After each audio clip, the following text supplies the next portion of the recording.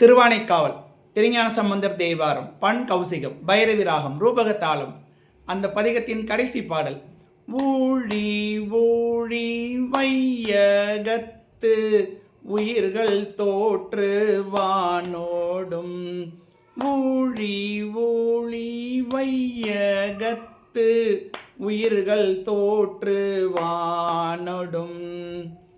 ஆழியானும் காண்கிலா ஆழியானும் காண்கிலா ஆனைக்காவில் அண்ணலை ஆனைக்காவில் அண்ணலை காளிஞான சம்பந்தன் காளிஞான சம்பந்தன் கருதி சொன்ன பத்திவை காளிஞான சம்பந்தன் கருதி சொன்ன பத்திவை வாழியாக கற்பவர் வாழியாக கற்பவர் வல்வினைகள் மாயுமே வல்வினைகள் மாயுமே.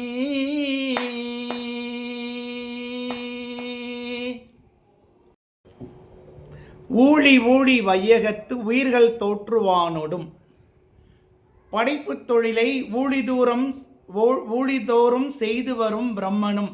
அதான் அர்த்தம். ஊழி ஊழி வையகத்து உயிர்கள் தோற்றுவானோடும். படைப்புத் தொழிலை ஊழிதோறும் செய்து வரும் பிரம்மனும். ஆழியானும், ஆழி துயிலும், கடல்ல துயிலும் மால், இல்லைன்னா ஆழிப்படையை கையில் ஏந்திய மால்னு வச்சுக்கலாம்.